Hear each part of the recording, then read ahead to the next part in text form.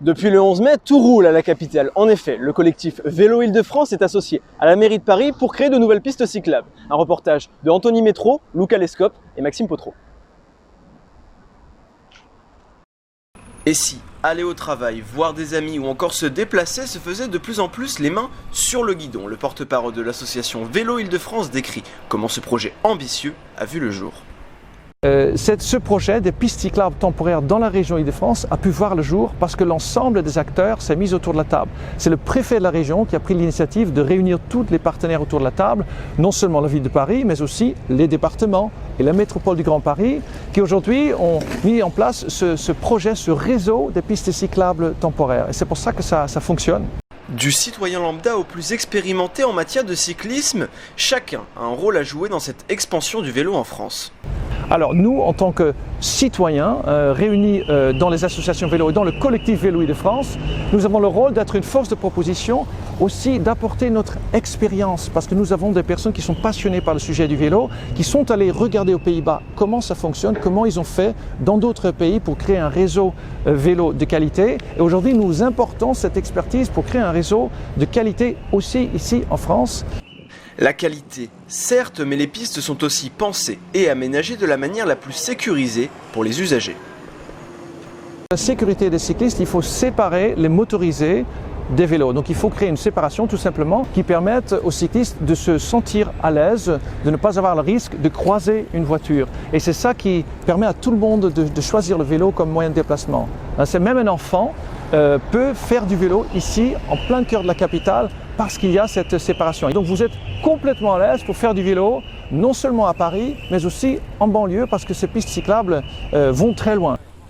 C'est donc dans la capitale et en banlieue que l'on peut emprunter un réseau complet, aussi accessible sur Internet.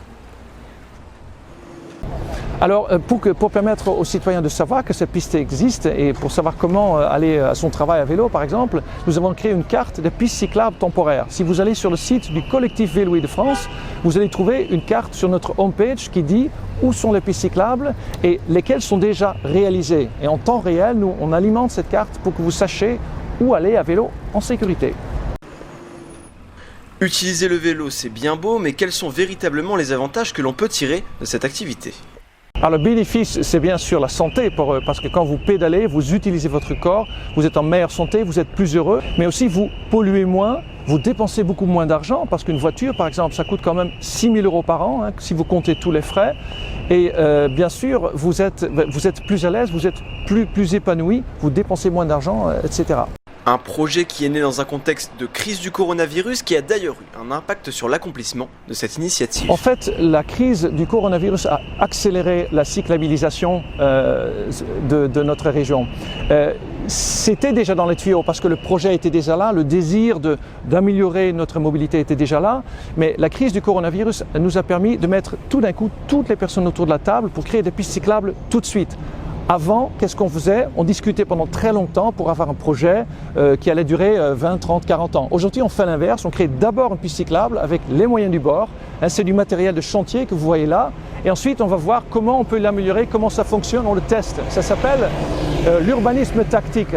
Et c'est ça la grande nouveauté. La crise nous a poussé, en quelque sorte, à tester le vélo en grandeur nature, de tester notre politique vélo.